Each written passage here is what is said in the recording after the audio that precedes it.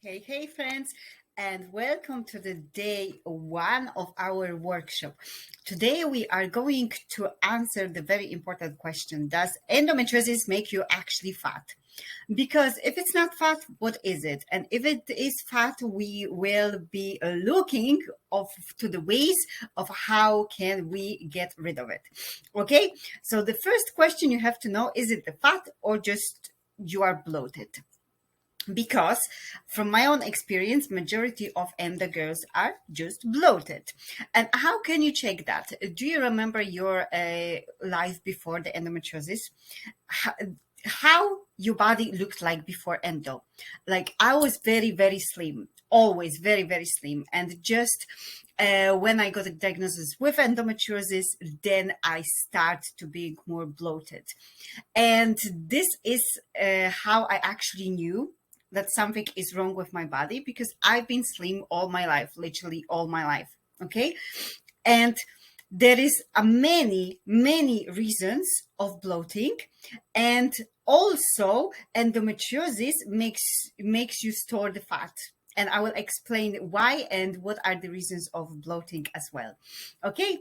So one of the reasons of the bloating is, of course, diet. We are consuming a lot of things that we shouldn't consume, which triggers inflammation.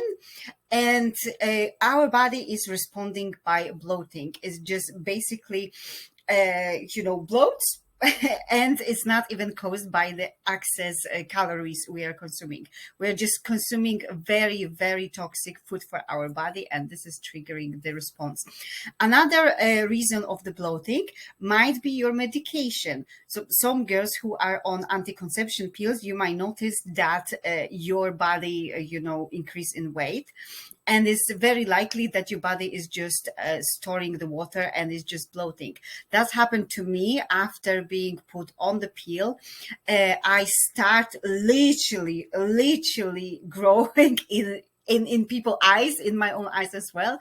The bloating was so severe that I couldn't even put my earrings because my ears were bloated, and I couldn't even put my rings because my fingers were so bloated. The same, my feet. So if you see something like this, that might be because of the contraception pills you are taking. Another reason of the bloating, it might be because you've got the cysts. And sometimes cysts, especially the biggest one, just trigger this kind of a response of your body. So it's good to know the reasons of bloating. There is also a connection between the bloating and the inflammation. Inflammation, if you watch my video, you know all about it. It's basically natural state of our body that help to protect us from the infection. But when we are living in the constant state of inflammation, in chronic inflammation, then it can, get out of control, and it can cause a lot of related health issues. So the bloating is related to inflammation, and very likely, and many of my girls notice that when we get rid of the bloating, get rid of the inflammation, we also get rid of the bloating completely, because it just literally goes hand in hand.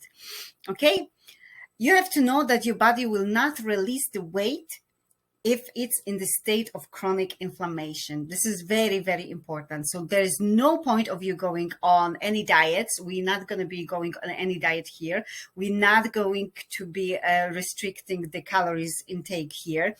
I'm going to show you step by step how to release the weight, but in healthy way. So you don't damage yourself any further, and you don't damage your hormones.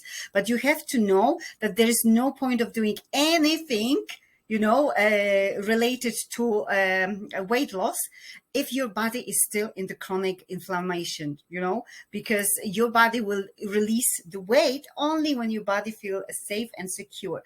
And fighting the chronic illness, it's not making your body any safe, believe you me.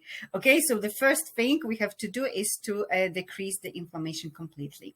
But there is the way to switch your body off the chronic inflammation back to a healthy state, so you can release the weight. Yes, there is a way, and I'm gonna talk to you about it literally step by step in upcoming days. Okay, so tomorrow, please be here tomorrow at 6 p.m. UK time so we can learn how to do it literally step by step.